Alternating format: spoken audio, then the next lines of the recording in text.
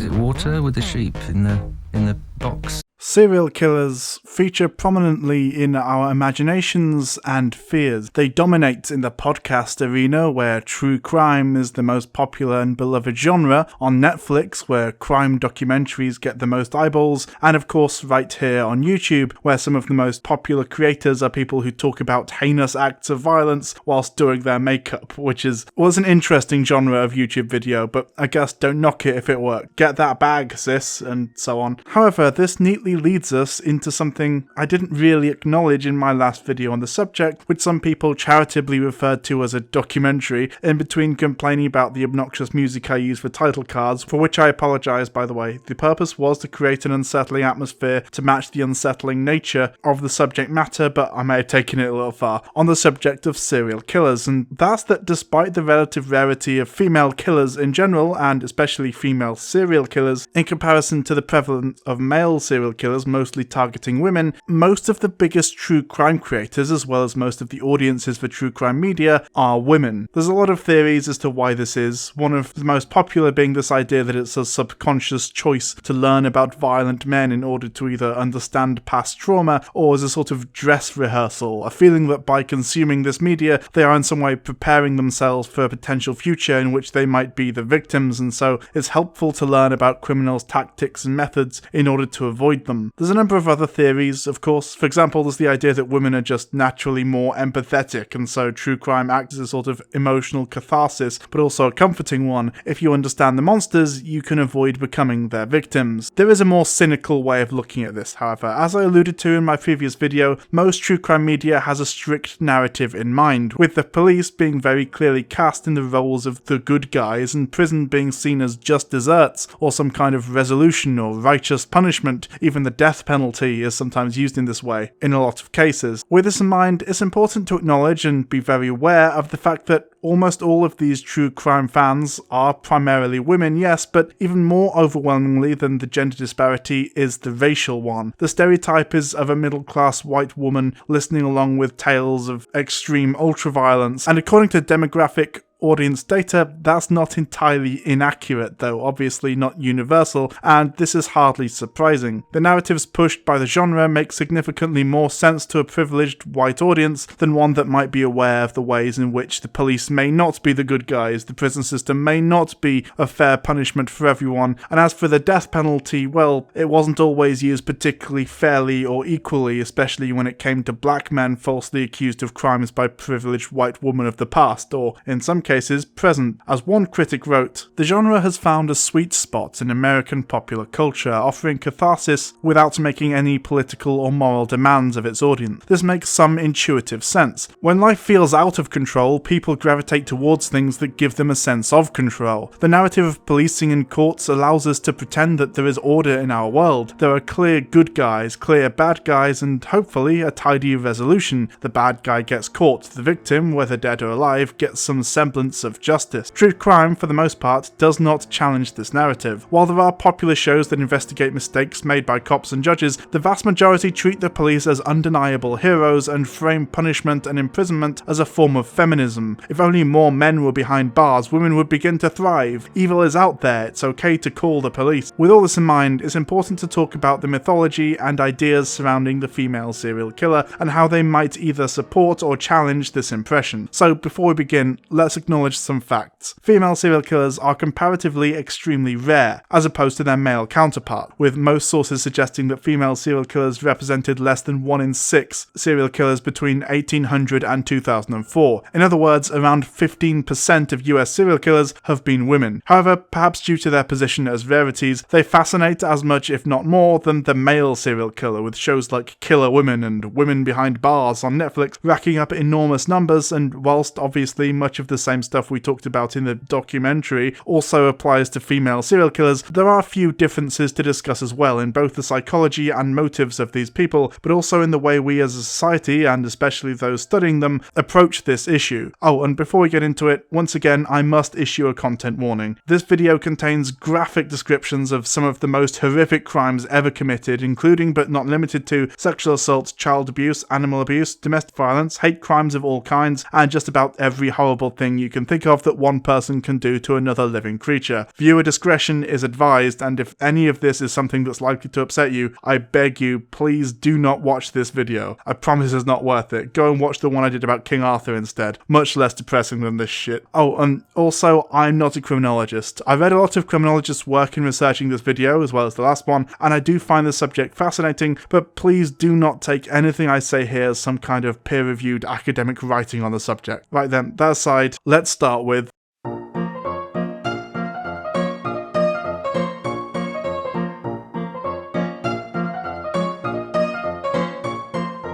most female serial killers fall within the 4 types of killer outlined in the main video, but studies into female killers have suggested further subcategories and groups. For example, one study from 1998 run by a criminologist named Kelleher created several categories to describe female serial killers, classifying them as follows in what has become known as the Kelleher typology. Oh, she's sweet but a psycho, a little bit psycho. At night she's screaming, I'm on my mind. Black widows are killers who systematically kill multiple spouses, partners, or other family members. They are intelligent, manipulative, highly organized, and plan their activities thoroughly. Black widows use persuasion to attract their victims and go through a long cycle of killing, sometimes waiting years before finding a new victim. Poison is the most common means of murder for black widows, who often try to mask their murders as illnesses in order to collect insurance proceeds. Notably, black widow killers may overlap with profit or crime killers. Of course, they get their name from the black widow spider, the female of the species being known for consuming her mate, and the metaphor of the spun web of lies is an effective one. Oh, she's sweet but a psycho, a little bit psycho.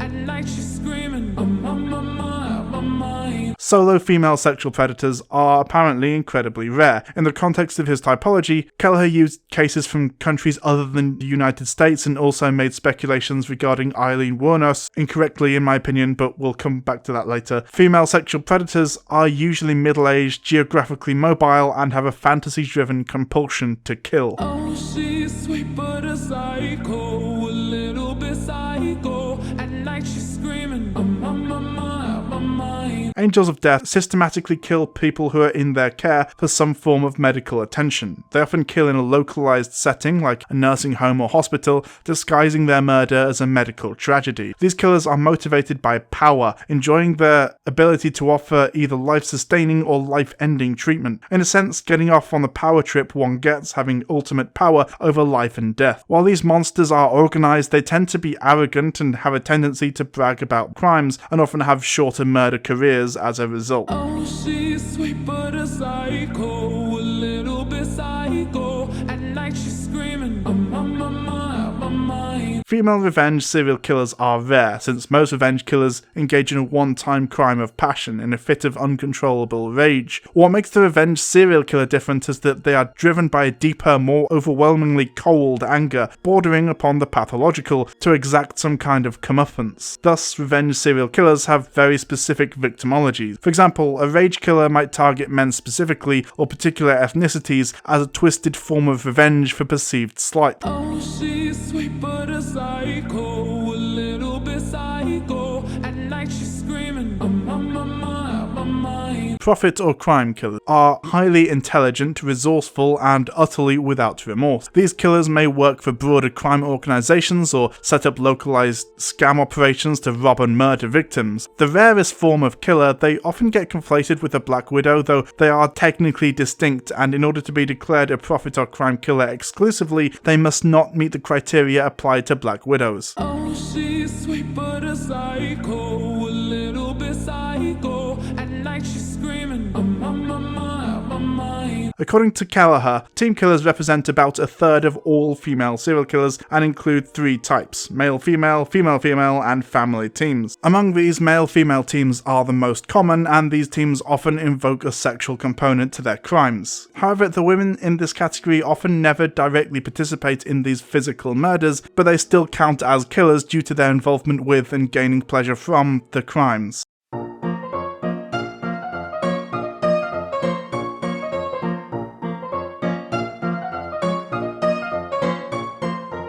So, how do female killers differ? Well, for a start, in who they choose to kill. Rather than preying on other women or strangers, in one analysis of 86 female serial killers from the US, it was found that the victims tended to be spouses, children, or the elderly, usually people they would know. Other studies indicate that since 1975, increasingly strangers are marginally the most preferred victim of female serial killers, and that only 26% of female serial killers kill for material gain only. Sources state that each killer will have her own proclivities, needs, and triggers. A review of the published literature on female serial murder stated that sexual or sadistic motives are believed to be extremely rare in female serial murderers, and psychopathic traits and histories of childhood abuse have been consistently reported in these women. A study in 2010 of 64 female serial killers in the United States indicated that sexual activity was one of several motives in 10% of the cases, enjoyment in 11%, and control in 14%, and that 51% of all US female serial killers murdered at least one woman and 31% murdered at least one child. In other cases, women have been involved as an accomplice with a male serial killer as part of a serial killing team. A 2015 study published in the Journal of Forensic Psychiatry and Psychology found that the most common motive for female serial killers was for financial gain, and almost 40% of them had experienced some sort of mental illness. It is important, though, to remember that the vast majority of the time, the female serial killer is identical in motive and pathology to the male serial killer. However, there are two main areas of difference that keep cropping up again and again, so let's briefly discuss the phenomenon of the killer couple and the sad case of Munchausen syndrome by proxy with example. I do have quite a lot to say about these, but we'll keep that for the end section. Oh, she's sweet but a psycho, a little bit psycho. At night she's screaming, I'm on my mind. Factitious disorder imposed on another, FDIA, also called Munchausen syndrome by proxy, or MSBP, is a mental health problem in which a caregiver, often but not exclusively a parent and often but not exclusively female, makes up or causes an illness or injury in a person under his or her care, such as a child, an elderly adult, or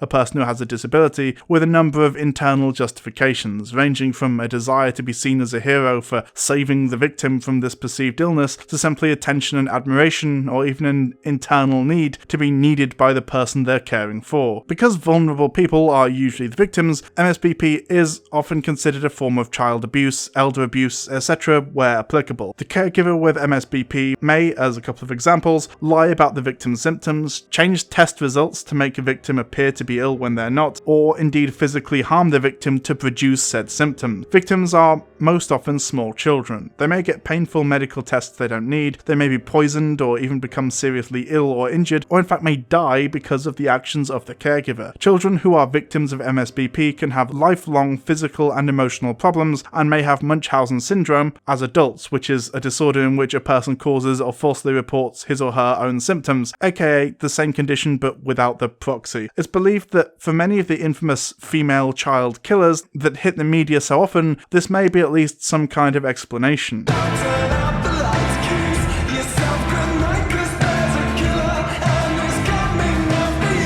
Beverly Allitt, perhaps better known under her serial killer moniker the Angel of Death, is one of the most infamous serial killers of all time, having managed to use her position as a pediatric nurse in order to kill 4 and injure many more children under her care. In 1992, she was convicted of 4 murders, 3 attempted murders, and 6 counts of grievous bodily harm, of literal babies and a couple of old people. This whole situation was a fucking disaster. Allitt, being severely underqualified and unsuitable for life as a primary care nurse, was initially rejected after applying for a position at a local hospital on the basis of concerns around her suitability for the role. Undeterred, she then applied to the pediatrics ward and, despite having trained in adult medicine, was able to secure a position, convincing those in charge that, having always wanted to work with children, she would develop the relevant skills whilst in the role. Yeah, because working with children requires much less concern and due diligence than working with adults, am I right? During her employment at the hospital, one of the doctors had become concerned after receiving the blood results of one of Allitt's now known victims. Despite the seemingly atypical results, the doctor had initially doubted his diagnostic interpretation. However, when consulting with other medical practitioners, it was decided that the police needed to be called in. The gathering of evidence took a considerable amount of time in order to reliably indicate foul play, during which the death of another child had occurred. Based upon a growing suspicion surrounding her behaviour, Allitt was subsequently suspended. Around the same time, media attention had intensified and Allitt had moved to live in another city with her partner at the time, to whom, unsurprisingly, she was reportedly extremely controlling and abusive, because serial killers have a pathological need for control and domination. Although suspended with suspicion surrounding her possible involvement in tampering with patients' medication, she was not exempt from gaining alternative employment and was recruited as a nurse at a nursing home caring for the elderly, because why not, I guess. It was here that Allitt's behaviour is thought to have spiralled further, becoming seemingly more deviant and less directed towards children. Witness accounts from the time claim that she would hide knives under pillows and knock walking sticks out of elderly residents' hands, claiming these actions to have been the work of a poltergeist. Around this time, she's also known to have given a child a drink that led to him collapsing, and seen to inject an elderly resident in the care home with a large amount of insulin which she was not prescribed to take. Coincidentally, this was also how she killed one of her child victims. The manipulation and control that Allitt was able to exert over others is arguably one of the most terrifying aspects of this case. The families of the victims had been so convinced of her innocence that one father hired a private detective in defense of Allitt, and the parents of another made her an official godmother to the child being perpetrated against. The staff at the hospital also fell victim to her manipulation, and in the aftermath of her conviction, many lost their careers. One of the doctors had been persuaded by Allitt to administer a fatal dose of insulin to a patient, resulting in her death, despite her never having requested the medication. One nurse, who ranked above Allitt in the hospital, was quoted to have said, "Poor Beverly Allitt had been there on every occasion. She's been a rock." With regards to the number of paediatric deaths on the ward that she had been witness to, it was unthinkable that Allitt could have been the culprit. Sadly, this individual subsequently committed suicide, widely to have been as a direct result of being duped by the monster.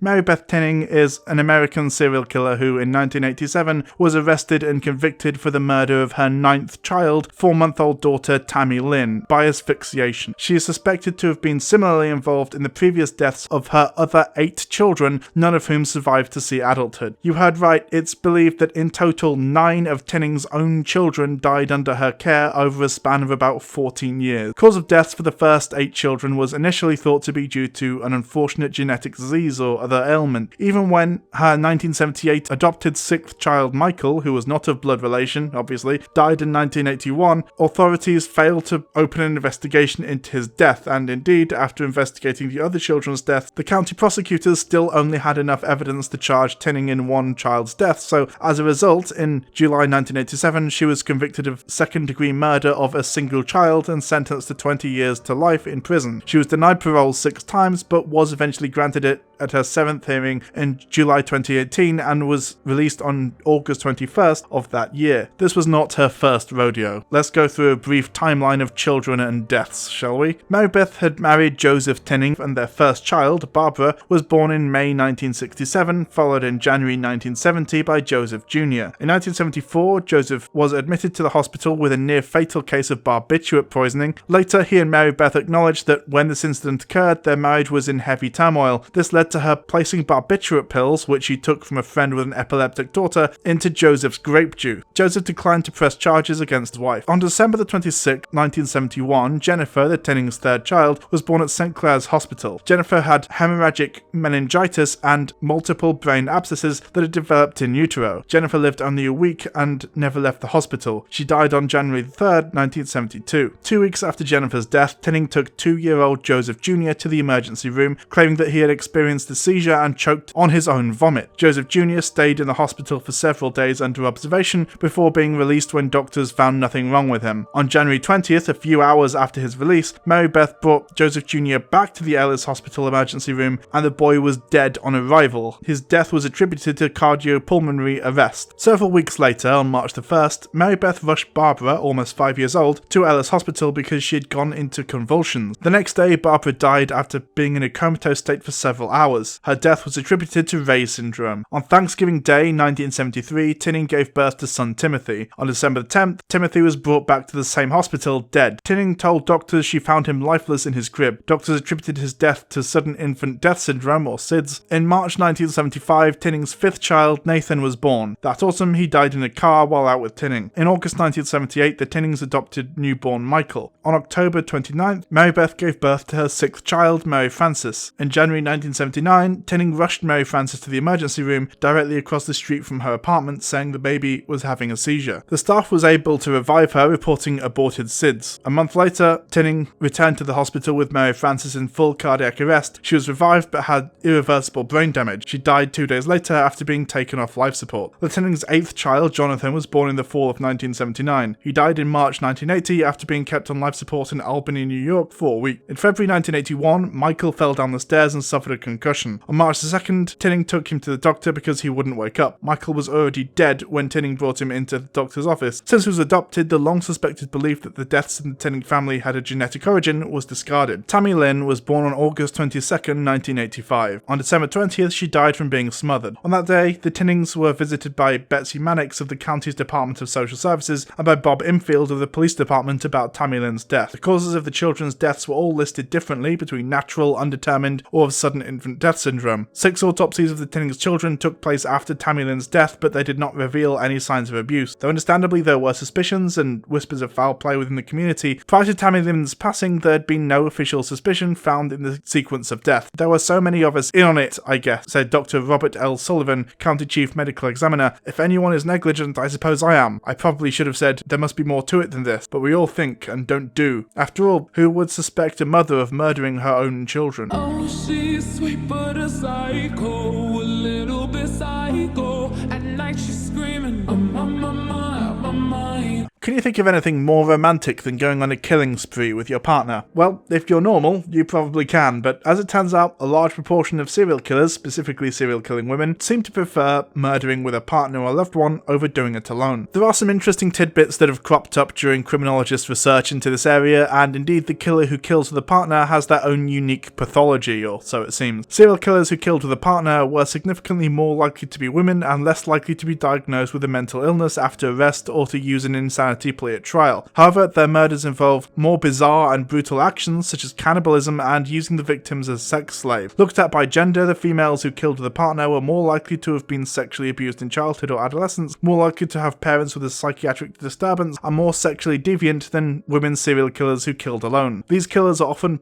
pretty brutal and depraved, perhaps due to two killers in tandem spurring one another to higher levels of sadism. Let's take a look at some case studies, shall we?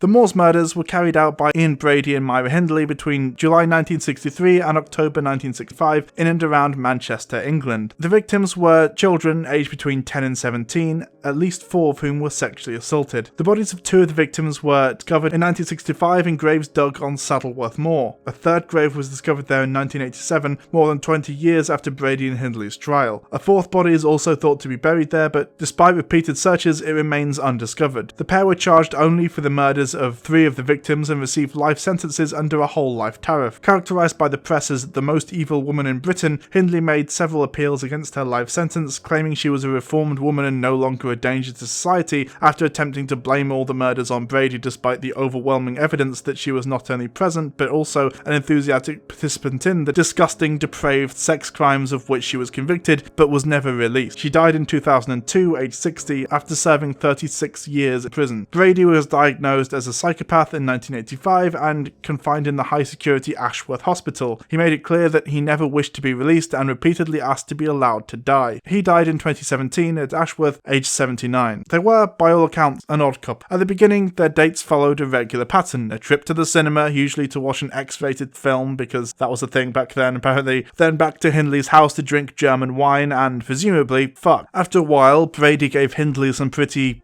unusual reading material, and the pair spent spent their work lunch breaks reading aloud to one another from accounts of Nazi atrocities, which I would have called something of a red flag, but apparently none of their co-workers seemed to really care. Hindley began to emulate an ideal of Aryan perfection, bleaching her hair blonde and applying thick red lipstick. Again, a little concerning that you're dressing to impress Hitler. She did express concerns at some aspects of Brady's character, however, apparently not totally taken in by his charms. In a letter to a childhood friend, she mentioned an incident where she had been drugged by Brady, but also wrote of her obsession with him. A few months later, she asked her friend to destroy the letter. In her 30,000-word plea for parole, which was largely filled with provable lies, written in 1978, Hindley said, "Within months, Brady had convinced me that there was no God at all. He could have told me that the earth was flat, the moon was made of green cheese, and the sun rose in the west. I would have believed him, such was his power of persuasion." Hindley began to change her appearance further, wearing clothing considered risque, such as high boots, short skirts, and leather jackets, and the two became less sociable to their colleague. The couple were regulars at the library, borrowing books on philosophy as well as crime and torture. Although Hindley was not a qualified driver, she passed her test on the 7th of November 1963 after failing 3 times. She often hired a van in which the couple originally planned bank robberies but eventually decided to murder children instead. What they were doing was out of the scope of most people's understanding, beyond the comprehension of the workaday neighbours who were more interested in how they were going to pay the gas bill or what might happen in the next episode of Coronation Street or Doctor Who. In 1960s Britain, people did not kidnap and murder children for fun. It was simply beyond the realms of most people's comprehension, and this is why they managed to get away with it for so long. Hindley claimed that Brady began to talk about committing the perfect murder in July 1963 and often spoke to her about May 11's Compulsion, published as a novel in 1956 and adapted for the cinema in 1959. The story tells a fictionalized account of the Leopold and Loeb case, 2 young men from well-to-do families who attempt to commit the perfect murder of a 12-year-old boy and to escape the death penalty because of their age. We mentioned this case briefly in the last video, but people often do seem to forget that Leopold and Loeb were very bad at murder and got caught basically immediately, so to be honest, I don't think they'd be particularly good serial killer role model. By June 1963, Brady had moved in with Hindley, and on the 12th of July, the two murdered their first victim, Pauline Reed. Their next victim, John Kilbride, was killed on 23rd of November, and a huge search was undertaken with over 700 statements taken and 500 missing posts printed. 8 days after he failed to return home, 2,000 volunteers scoured waste ground and derelict building. Keith Bennett disappeared on the 16th of June 1964. Early in the morning, Hindley asked 12-year-old Bennett, who was on his way to his grandmother's house in Longsight, for help in loading some boxes into her car, after which she said she would drive him home. Brady was in the back of the van. Hindley drove to a lay-by on Saddleworth Moor, and the pair sexually assaulted Bennett and strangled him with a piece of string. Brady and Hindley visited a fun fair in Ancoats on 26th of December 1964 and noticed 10-year-old Leslie Ann Downey unattended and alone. They approached her and deliberately dropped some shopping they were carrying, and then asked her for help in taking the packages first to their car and then to their home. At the house, Downey was undressed, gagged and forced to pose for photographs before being raped and killed, strangled with a piece of string. Hindley later maintained that she went to fill a bath for Downey and found her dead when she returned and didn't participate in this murder, though Brady claimed that Hindley killed Downey and that there was a bath run, but this was to clean the body after the murder. This contradiction, however, is not exactly evenly contested. There was an audio recording made in which Hindley is the one abusing, berating and demanding that Downey undress and accept her fate quietly. At various points on the tape, which was played to the jury during the trial, Downey can be heard begging for her mother. She was later found to have been repeatedly sexually assaulted and literally tortured to death. To reiterate here, she was 10 years old. The following morning, Brady and Hindley drove Downey's body to Saddleworth Moor and buried her, naked with her clothes at her feet, in a shallow grave. Hindley would apparently keep the string she used to kill Downey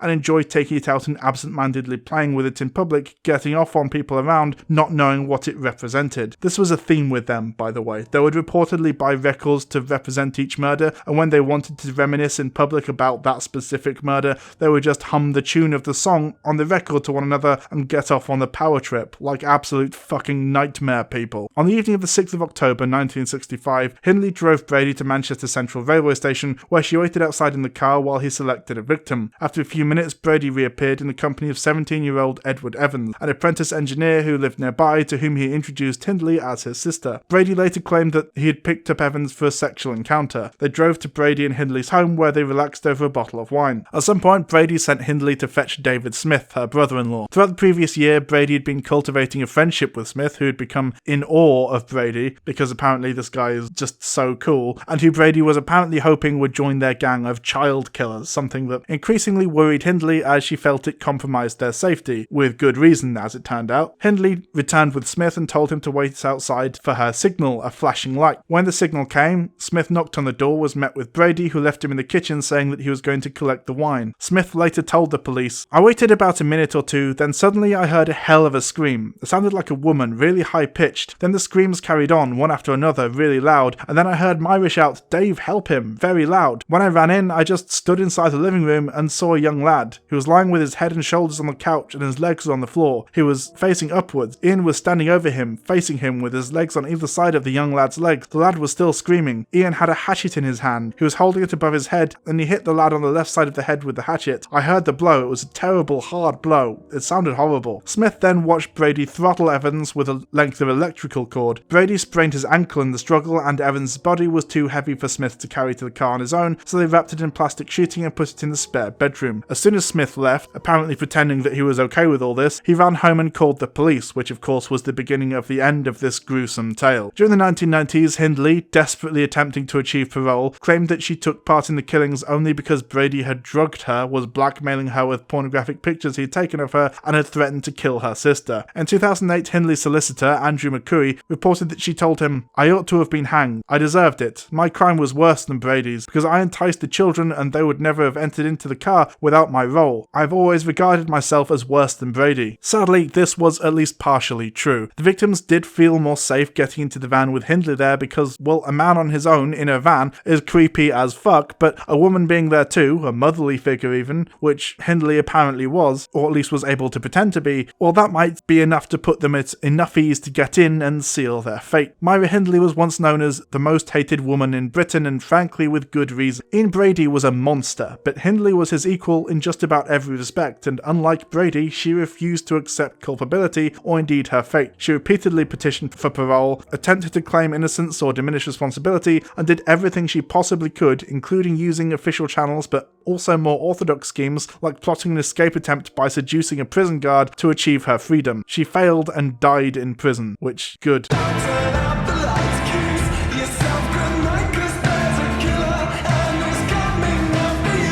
Carol Bundy, no relation to Ted, and Doug Clark were a serial killing couple known as the Sunset Strip Killers, primarily killing for sexual gratification, though Bundy was mostly an accomplice, rarely if ever actually participating in the sex herself. For example, when Clark took an interest in an 11-year-old neighbour, Bundy helped lure the girl into posing for pornographic photographs, being an older female figure and therefore able to garner more trust and authority. Clark quickly escalated from paedophilia, talking about how much he'd like to kill a girl during sex, and he persuaded Bundy to purchase 2 automatic pistols for him to use, reportedly seeking to fulfill his fantasy of killing a woman during sex and feeling her vaginal contractions during the death spasms, which, Jesus fucking Christ, I think that's one of the worst things I've ever read in my entire life. One night, during June 1980, Clark came home and told Bundy about 2 teenagers, Gina Nerano and Cynthia Chandler, whom he'd murdered after picking them up on Sunset Strip. He'd ordered them to perform fellatio on him and then shot them both in the head before taking them to a garage and raping their dead bodies.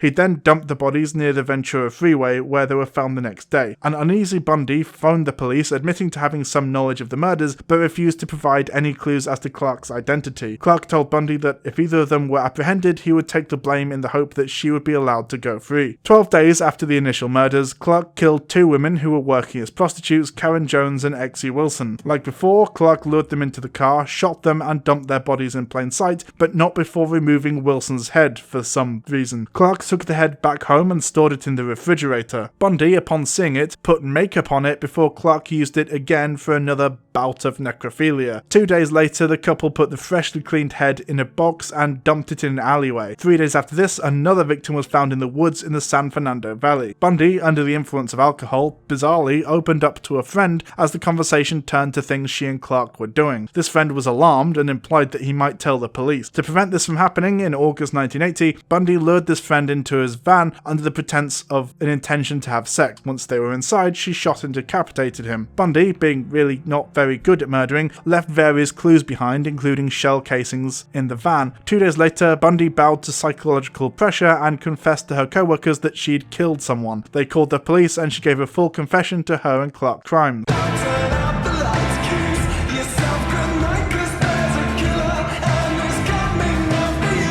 Karla Homolka and her husband Paul Bernardo, known as the Ken and Barbie killers, based on their seemingly fake affluent lifestyle, are a pair of Canadian serial killers and rapists who raped and murdered at least 3 minors, including Homolka's own 15-year-old sister, between 1990 and 1992. They were avid amateur cinematographers, these two. More on this in a moment. So these lovebirds, on the outside, were young and having the time of their life. However, as things often do, the sex apparently began to grow stale, and 3 years into the relationship, Paul Bernardo was getting bored.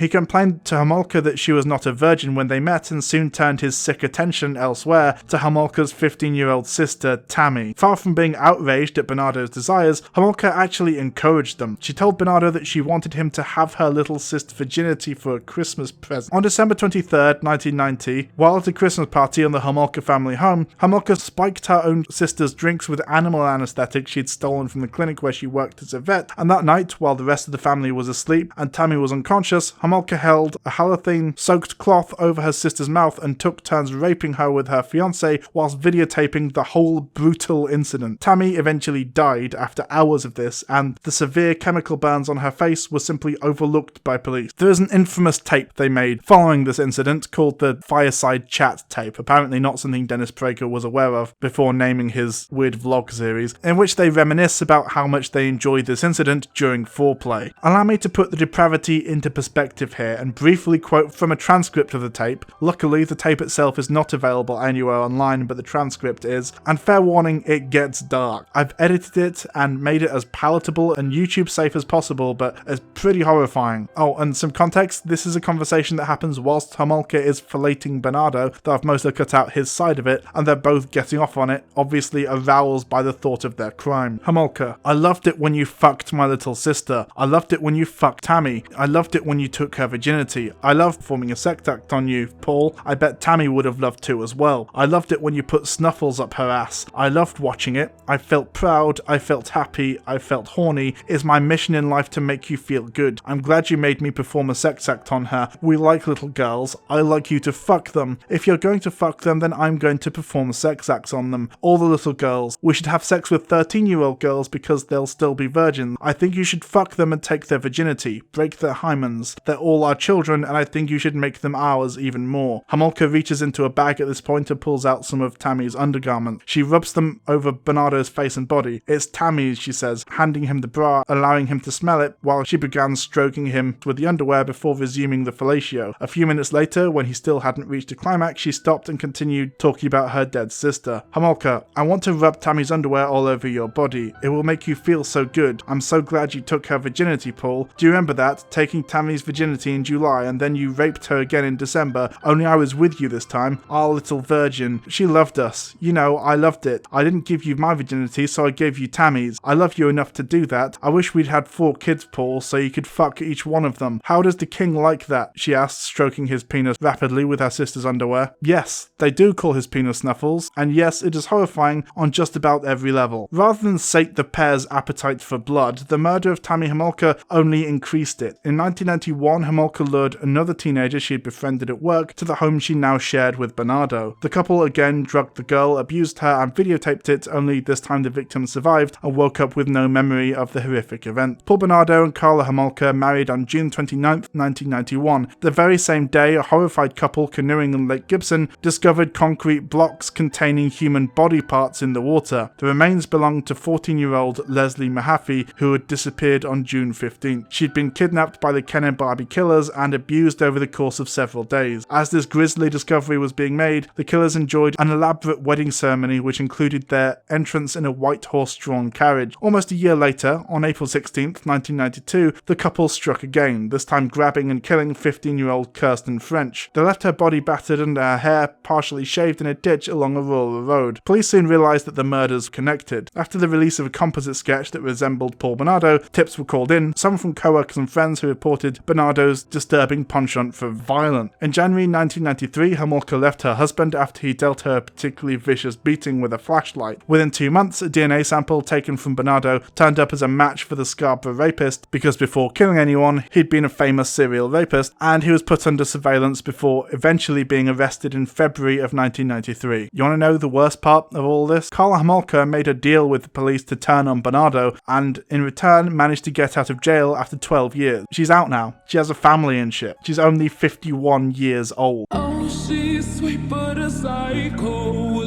little bit psycho. At night she's screaming, I'm on my mind. As mentioned, one of the most compelling archetypes is the Black Widow in serial killing. So, the idea of the serial monogamist woman who kills her lovers and husbands in order to take their possessions, wealth and status, and who, consequently, feels the need to do so more and more, either out of greed or a sense of power. Interestingly, this type of serial killer has been on a steady decline in recent years, as more and more women found themselves able to be openly, economically mobile and not as trapped by the confines of the family home, which, it has been speculated, is why those that do exist are predominantly in the past and or carried out by older women. Not that women of the past just killed as some kind of feminist protest against the patriarchy or anything, of course, but it does seem that women gaining more power and influence within society and over their own lives has coincided with a significant reduction in Black Widow serial killers, so make of that what you will. The Black Widow killer archetype was first featured in the 1944 classic dark comedy film Arsenic and Old Lace, starring Cary Grant. This highly popular film tells the fictional tale of two sisters who murder elderly gentlemen by serving them elderberry wine laced with arsenic, which is often how this type of killer is represented. The media, unsurprisingly, can often be misleading in this area, however, as whilst Black Widow killers are real and do make up a portion of female serial killers, though as mentioned they are on the decline, they are not the only kind. They fulfill a similar place in the cultural imagination as the genius killer, your Hannibal Lecters and so on. They do exist, but they're not as common as you might think. The media latches onto the idea of them and highly exaggerates the reality. In many ways, the enduring popularity of the Black Widow killer and our social consciousness is based on the sexist stereotype of the sexually confident and powerful woman being deviant or in some way dangerous, and tied closely with the gold digger archetype. However, it's undeniably true that Black Widow killers do exist, if in a less exaggerated form than we often imagine them. Allow me to provide a couple of case studies to further expand on my point here.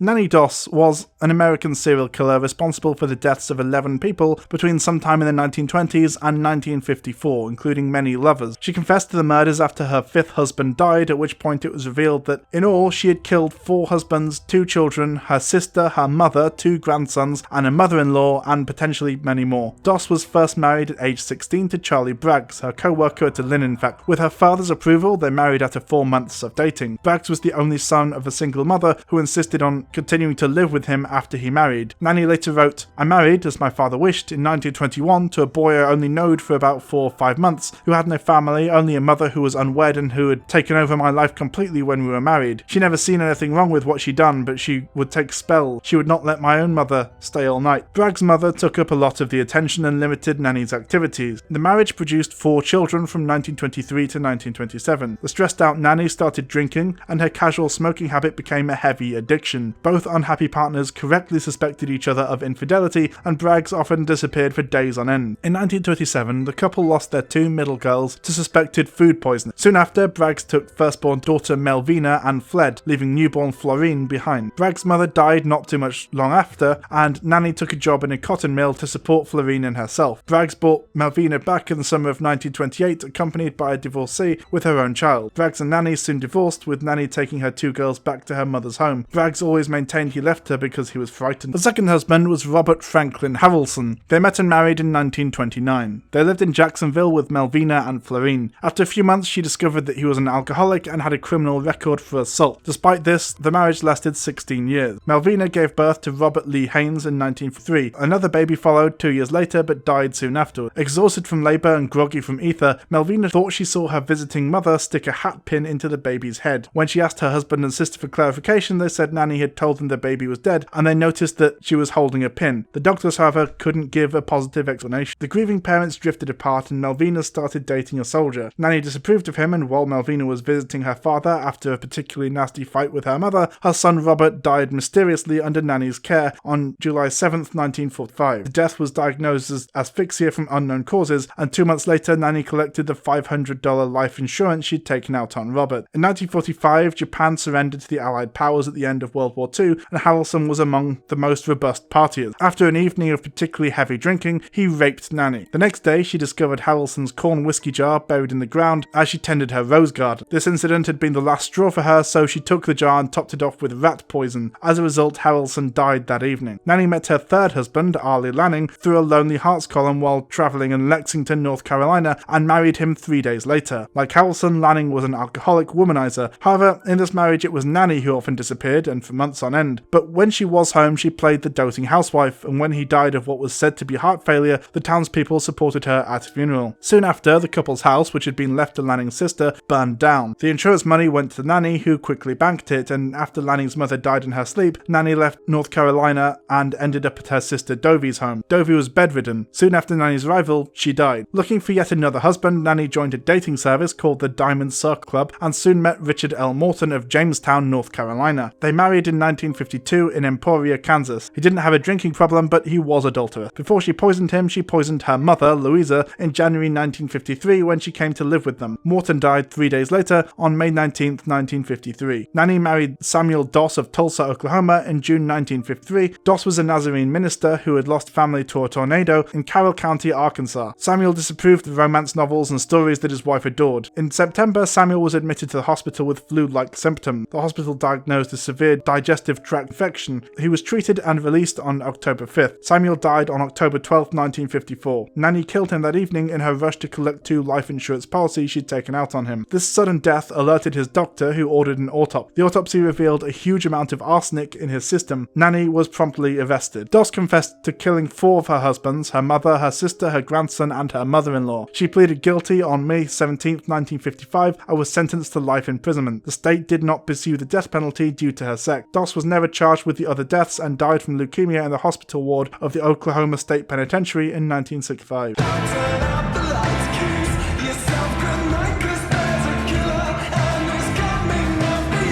Belle Gunness was a Norwegian-American serial killer who was active in Illinois and Indiana between 1884 and 1908. Gunness is thought to have killed at least 14 people, most of whom were men. She enticed to visit her rural Indiana property on the promise of marriage, or at least some kind of romantic encounter, while some sources speculate her involvement in as many as 40 murders. Gunness seemingly died in a fire in 1908, but it is popularly believed that she faked her death. Her actual fate is unconfirmed. Let's go through them, shall we? Belle Gunness married Mads Sorensen in 1884. Sorensen and Gunness owned a candy store which burned to the ground. The couple's home had also burned down, and both instances granted the couple insurance payout. 2 babies in their home died from inflammation of the large intestine, which can result from poisoning. Belle had insured both of the children and collected a large insurance check after each death. Neighbours gossiped about the babies, since Belle never appeared pregnant. Sorensen had purchased 2 life insurance policies. On July 30th, 1890, both policies were active at the same time, as one would expire that day and the other began. Sorensen just so happened to die of cerebral hemorrhage on that specific day. Gunness explained that he'd come home with a headache and she provided him with quinine powder for the pain. She later checked on him and he was dead. Gunness collected money from both the expiring life insurance policy and the one that went into effect that day, making a total of $5,000. With the insurance money, she moved to LaPorte, Indiana and bought a pig farm. Belle married Peter Gunness on April 1st, 1902. The following week, while Peter was out of the house, his infant daughter died of unknown causes in Belle's care. Peter died 8 months later due to a skull injury. Belle explained that Peter reached for something on a high shelf and a meat grinder fell on him, smashing his skull. The district coroner convened a coroner's jury suspecting murder, but nothing came of the case. Belle collected $3,000 insurance money for Peter's death. Gunness began placing marriage ads in Chicago newspapers in 1905. One of her ads was answered by a Wisconsin farmhand, Henry Gerholt. After traveling to LaPorte, Gerholt wrote to his family saying that he liked the farm, was in good health, and requested that they send him seed potatoes. When they failed to hear from him after that, the family contacted Gunness. She told them Gerholt had gone off with horse traders to Chicago. She kept his trunk and fur overcoat. John Moe of Minnesota answered Gunness's ad in 1906. After they corresponded for several months, Moe travelled to LaPorte and withdrew a large amount of cash. Although no one ever saw Moe again, a carpenter who did occasional work for Gunness observed that Moe's trunk remained in her house along with more than a dozen others. Her criminal activities came to light in April 1908 when the Gunness farmhouse in LaPorte, Indiana burned to the the ground. In the ruins, authorities found the bodies of a headless adult woman, initially identified as Belle Gunness, and her 3 children. Further investigation unearthed the partial remains of at least 11 additional people on the Gunness property. After the fire at the Gunness homestead led to the discovery of bodies believed to be Gunness and her children,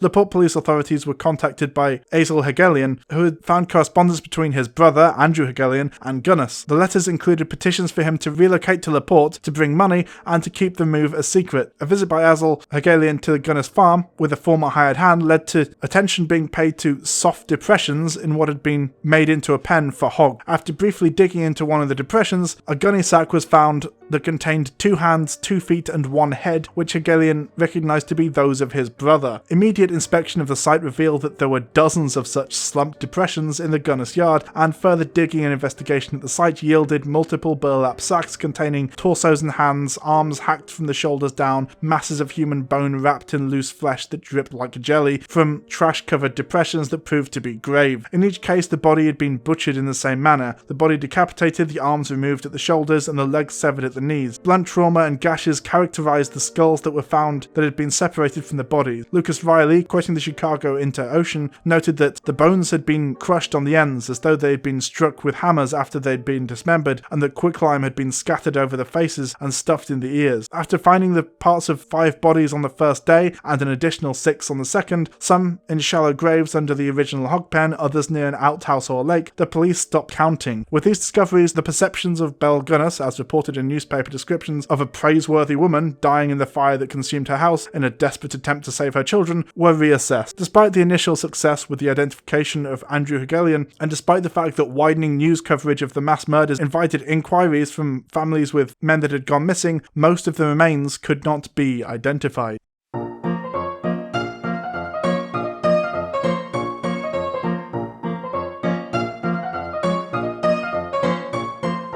In many ways, the female serial killer as a phenomenon is an approximate mirror to the male serial killer. Indeed, it could be argued that whilst toxic masculinity and a resentment of society's arbitrary and harmful gender norms may drive the male serial killer, the same could be said of female serial killers as well, but from the opposite direction. The constant sexism and reduction of women down to their sexuality that we're constantly bombarded with could be argued to directly contribute towards this, not to mention the phenomenon of toxic femininity. To quote from a recent study which summarises this socialization better than I can, the biological premise of crime has significant flaws. It fails to recognise the impact society has on its inhabitants, of which women sustain a greater amount of constraint. It is impossible for criminals and the acts they commit to be looked at in isolation. Socialization experiences of females who are expected to conform to the wishes of males and silence their own voices. This victimization throughout society against women has a causational effect on criminal behaviour. The socialization of women outlines the acceptable manner in which a woman should act. Biological factors have been the determinants of the different social spheres. These spheres date back to the Victorian era, the male sphere being the public and work domain, and the female sphere being the private, motherly sphere. However, role theory legitimizes the entrapment of women within the private sphere of influence. Abused women have little to no power to escape their abusers. The woman's life becomes cemented in maternal and household domains. Treated as property, socialized to feel this is the only place they belong, leaving them powerless to the men that control them. When females kill, 80% of their victims are relatives and lovers. These women are seen to be violating what is deemed to be normal behaviour for a woman. However, what is rarely expressed is the life they have been living behind closed doors. They are depicted without real consideration of their circumstances. Many males feel it is their right to rule over their women, using physical and emotional abuse if needed. These women become socialised to this control and fail to question it. The stark reality is that society, through its definition of the woman's role, has socialised her into believing that she had no choice but to be such a victim. Is it really all that surprising then, that a person whose mind may not work the same way, maybe in fact quite different, could see the way women are treated within society as uncontrollable emotional creatures who should be lashed to the stove and crushed under the thumb of patriarchy, but especially their husbands, and crucially, should submit to be fucked and pump out babies on the reg regardless of whether or not they want to, and make sure they look nice all the time because that's what womanhood and femininity is all about, might react to this by violently acting out, taking revenge on the perceived oppressors. After all, it's primarily men, and especially lovers, or other male authority figures who are being targeted here, and of course children as well, usually the perpetrator's own. Obviously, this is not a justification. Serial killers of all kinds, but especially child killers, are disgusting monsters, but let's not kid ourselves or pretend that the system of oppressive patriarchy and rigid gender norms doesn't fuck people up in a number of ways. This can be demonstrated by the number of young women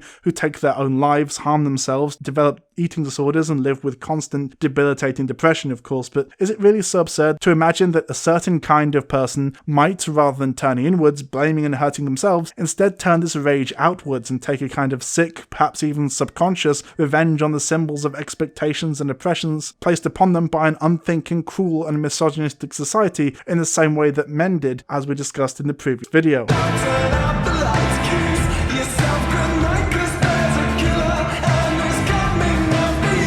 Aileen Carol Wuornos was an American serial killer and sex worker who murdered 7 men in Florida in 1989 and 1990 by shooting them at point-blank range. Wuornos claimed that her victims had either assaulted or attempted to assault her while they were soliciting sex from her, and that all of the homicides were committed in self-defense. Above all, Wuornos was a woman let down by the system, pushed to breaking point, and oh boy did she snap. Some background first. Wuornos never met her father, as he was incarcerated at the time of her birth, was diagnosed with schizophrenia, and was later convicted of sex crimes against children. He committed suicide by hanging in prison on January 30th, 1969, having never met his daughter. In January 1960, when Wuornos was almost 4 years old, her mother abandoned both of her children, leaving them with their maternal grandparents, Laurie and Britta Wuornos, both alcoholics who legally adopted Aileen and her brother Keith on March 18th, 1960. By the age of 11, Wuornos began engaging in sexual activities with older boys in school in exchange for cigarettes, drugs, and food in a desperate attempt to feel some kind of love or acceptance. She'd also engaged in sexual activities with her brother, the only family she could trust, for a similar reason. Wuornos said that her alcoholic grandfather had sexually assaulted and beaten her when she was a child, and before beating her, he would force her to strip out of her clothes. In 1980, at age 14, she became pregnant, having been assaulted by an accomplice of her grandfather. Wuornos gave birth to a boy at a home for unwed mothers on March 23rd, 1971, and the child was placed for adoption. A few months after her son was born, she dropped out of school, and at around the same time, her grandmother died of liver failure. When Wuornos was 15, her grandfather threw her out of the house, and she began supporting herself through sex work and living in the woods. The following years, she was in and out of prison multiple times, reportedly very short-tempered and violent, and often drowning her sorrows in alcohol. Just a few examples of this behaviour. On May 20th, 1981, Wuornos was arrested in Edgewater, Florida for the armed robbery of a convenience store where she stole $35 and 2-pack cigarettes. She was sentenced to prison on May 4th, 1982, and released on June 30th, 1983. On May 1st, 1984, Wuornos was arrested for attempting to pass forged checks at a bank in Key West. On November 30th, 1985, she was named as a suspect in the theft of a revolver and ammunition in Pasco County. On January 4th, 1986, she was arrested in Miami and charged with car theft, resisting arrest, and obstruction of justice for providing identification bearing her aunt's name. Miami police officers found a .38 caliber revolver and a box of ammunition in the stolen car. On June 2nd, 1986, Volusia County deputy sheriffs detained Wuornos for questioning after a male companion accused her of pulling a gun in his car and demanding $200. Wuornos was found to be carrying spare ammunition, and police discovered a .22 pistol under the passenger seat she had occupied. She was living quite the tumultuous life. This was only some of the stuff she was arrested for over the years. It was pretty much constant. Around this time, Wuornos met Tyra Moore, a hotel maid at a Daytona Beach lesbian bar, and quickly fell head over heels in love. They moved in together, and Wuornos supported them with her earnings as sex work. Wuornos murdered 7 men within a period of 12 months, whose details are as follows. Richard Charles Mallory, aged 51, November 30th, 1989. Electronics store owner in Clearwater. Mallory had previously been convicted for attempted rape, and she claimed to have killed him in self-defense. Wuornos claimed that she was sodomized and brutally beaten after being driven to an abandoned area for sex requests. 2 days later, a Volusia County deputy sheriff found Mallory's abandoned vehicle. On December 13th, his body was found several miles away in a wooded area. He had been shot several times, and 2 bullets to the left lung were declared the cause of death. David Andrew Spears, age 47, date unknown. Construction worker in Winter Garden, who was declared missing as of May 19th, 1990. On June 1st, 1990, his naked body was found along US Route 19 in Florida in Citrus County. He'd been shot 6 times by a .22 pistol. Charles Edmund Cascadden, age 40, May 31st, 1990, part-time rodeo worker. On June 6th, 1990, his body was found in Pasco County. He'd been shot 9 times with a .22 caliber weapon. The body had been wrapped in an electric blanket and was badly decomposing when found. Witnesses saw Wuornos in possession of Cascadden's car, and Wuornos had also pawned a gun identified as as belonging to Carskadden. Peter Abraham Seames, age 65, date unknown, retired merchant seaman. In June 1990, Seames left Jupiter, Florida for Arkansas. On June 40th, 1990, his car was found in Orange Springs, Florida. Moore and Wuornos were seen abandoning the car, and Wuornos' palm print was found on the interior door handle. His body was never found. Troy Eugene Buress, age 50, date unknown, salesman from Ocala, Florida. On July 31st, 1990, he was reported missing. On August 4th, 1990, his body was found in a wooded area along State Road 19 in Marion County. He'd been shot twice. Charles Richard Humphreys, age 56, September 11th, 1990, retired U.S. Air Force Major, former state investigator, and former chief of police. On September 12, 1990, his body was found in Marion County. He was fully clothed and had been shot 6 times in the head and torso. His car was found in Suwannee County. Walter Gino Antonio, age 62, date unknown, trucker, security guard, and reserve police officer. On November 19, 1990, Antonio's nearly naked body was found near a remote logging road in Dixie County. He'd been shot 4 times. 5 days later, his car was found in Brevard County. Now, I don't want to run defense for Aileen Wuornos here. Obviously, she was a murderer, a serial killer no less, and it would be absolutely wild to claim that she was anything but a reprehensible person. However, it is true that in many ways she was a victim of circumstance. Throughout her life, and especially as a sex worker, Wuornos was subjected to unbelievable levels of violence, abuse, and assault at the hands of first her family and guardians, her peers, and later her clients, and indeed, it is true that Richard Mallory, her first victim, did attack her,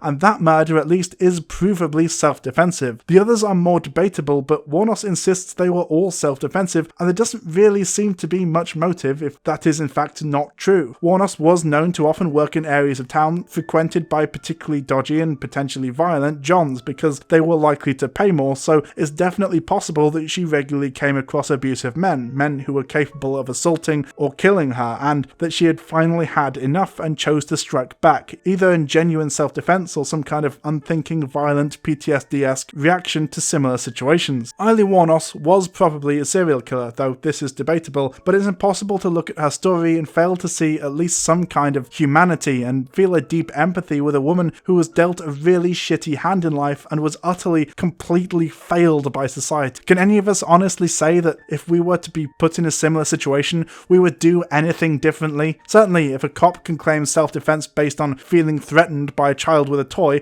or the existence of a black autistic person, it opens the legal system up to a number of questions about cases like this, and we must ask difficult questions about where the line is drawn.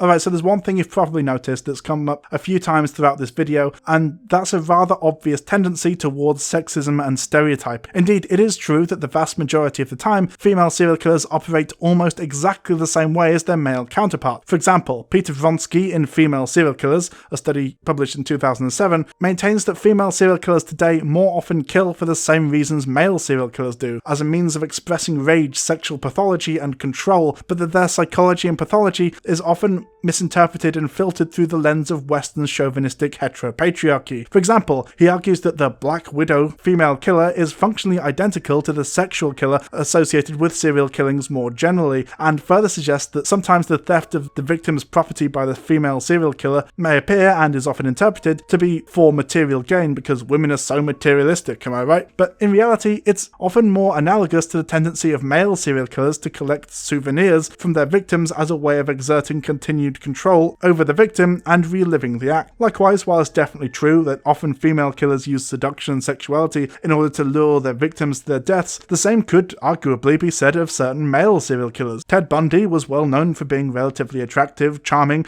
and able to use his not insignificant ability to manipulate or interest women sexually in order to lure them into a false sense of security, and Stephen Port was able to catfish young gay men into coming to his flat in order to kill them. But we don't call Ted Bundy a honey trap killer or something, do we? There was even a serial killer who became known as the Casanova Killer. In fact, there's actually several, because the press aren't very good at coming up with serial killer nicknames, for fuck's sake, but we see these people as what they are: monsters, predators, sexually violent killers, not evil seducers, succubi, or whatever the male equivalent of a femme fatale is, because male sexuality, and especially men taking confidence and power from their own sexuality, is not seen as dangerous or subversive in the same way that it is for women. Likewise, when it comes to killing for profit, we often omit examples of male serial killers doing the same thing. For example, John Haig, otherwise known as the acid bath killer, primarily killed his victims for financial gain and, of course, as his title might imply, dissolved their bodies in an acid bath, but the classification for male serial killers doesn't include a profit archetype. There's a lot of examples of this kind of double standard we could dig into. For example, where we talk about women being used by a partner or pushed into serial killing by a more dominant, usually male, serial killer, it's important to ask how and why we come to this conclusion. Is it because there's a significant reason to believe it, or is it just that we assume that it must be the case based on stereotype and not much else? A woman couldn't have done all this violence, meticulous planning and cruelty. That's a man's job, and so on. Oh, she did do it? Well, obviously the male partner was the real mastermind here. She was just tricked, seduced, or manipulated into joining his depraved antic. It's very interesting that the opposite narrative is really never told, though. That of a dominant, violent female serial killer who coerces a male killer into joining her in a violent spree, even though that scenario definitely does happen. I wonder why. Or we could return to the Munchausen syndrome by proxy point and simply ask if it's a point towards a unique motive of the female serial killer, or in fact just a reflection of the fact that traditionally women are seen as the primary caregivers, are most likely to be the parent that spends the most time with their kids, and are much likely to dominate roles like nurse or carer due to a number of sociological factors. Therefore, statistically, surely they're more likely to be affected by and able to act upon such a condition. It certainly makes sense that someone who's been told since birth that their only purpose was to raise and care for children might end up with a few hang-ups regarding that. Or how about simply that pointing out that women are expected to find their place in the home, whereas men are supposed to look elsewhere, outside the home, for their purpose, their dominance, in the workplace, for example. So frankly, it makes a lot of sense that female serial killers might target those closest to them who one might find in the home, which for many women was something of a prison, whilst male serial killers might look elsewhere for strangers to dominate and control. It's interesting and important to explore gender differences when it comes to serial killers, but it's also very important not to get too carried away and pretend like the vast majority of female serial killers are all that different from the vast majority of male serial killers, or that they're a unique kind of monster. No, we must, as far as is possible, be careful to separate out the aspects of female serial killers that set them apart from their male counterparts, whilst avoiding falling into the trap of stereotyping, preconceived biases, and, well, sexism.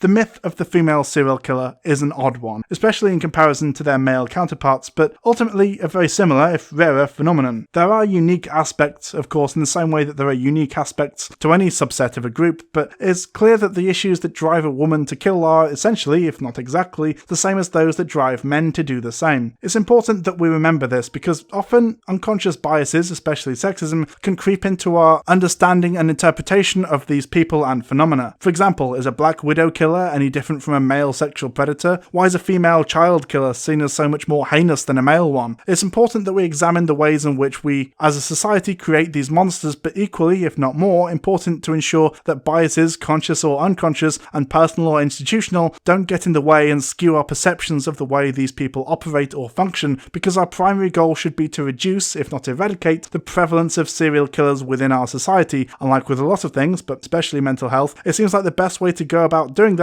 is to promote kindness, equality, and egalitarianism in all walks of life and create the sort of world that may be less likely to fuck people up in the long term. I hope you enjoyed this further foray into the mind of the serial killer. It's not something I fully intend to do any further videos on, but I did promise in the original video that I would do a follow-up, so here we are. I can't imagine I will, but if I do see the need to create another one of these videos, I'll hopefully try and make it a little less depressing, but no promises. See you in the next one, murder fans. You're killing people. No, I'm killing boys. Boys are just placeholders. They come and they go. You're my best friend. And I want to help you. But I won't let you kill again. That's a lose-lose. Oh, hello everyone. I hope you enjoyed that. I didn't really, it was really depressing and just horrifying to learn about all these stories of these monsters. I do think it's important though to set the record straight when it comes to things like this. As with most of my videos, this one was in direct response to all the true crime media I've seen that tends to stereotype and to gloss over some of the more contradictory evidence regarding the facts of the matter when it comes to these people. And as I mentioned, it does tend to veer quite sharply into sexism and stereotype a lot. So I wanted to just sort of set that straight. Anyway, I hope you, well, I don't know if the word is enjoy, but I hope you got something out of this video. I will probably not do another one of these because they take a toll on me, as you probably tell. But I do think it's important to talk about. I hope you got something out of it. I hope I was able to inform or entertain or something like that. But yeah, now it just remains to do the Patreon stuff and all the weird like sort of plugging of my own stuff I have to do. So in the description of this video is a link to my link tree, which will have all of my links in it, including my Patreon, my Twitter, my other history channel, which I am doing another video on, but it is a second channel, so I'm very rarely going to be uploading on there, but I will be uploading a video about Joe Hill shortly. And of course, if you donate to my Patreon, you can get your name on screen like this, as you can see. If you donate more than $2, I'll read your name out at the end of credits, and if you donate more than $5, you actually get behind the scenes stuff. Like I'm going to be posting Patreon exclusive content. I've promised myself I'm going to do that at some point. I'm still working on that at the moment. If you donate $2 or more, you also get videos and video scripts uploaded a couple of days before they go on YouTube. So if you're a super fan, I guess feel free to do that. But all my videos will usually be on YouTube at some point for free. I'm not really selling myself very well here. But yeah, anyway, I hope you enjoyed this video. And today I would especially like to thank Elise the Mighty She-Beast, Aride, Chris Ragnacci. Next we have Brian, Oogity Boogity, Stacey Solano, The Bulk, Tom Newport, Caleb Shipley, Felix Sanguis, Klaus Strupp, Nanza Kambe, Oft Wears Hats, and Susie M, along with, of course, Les the Mystical Dinosaur and his friend Bob. Thanks so much for watching, everyone, and I'll see you in the next one. Bye!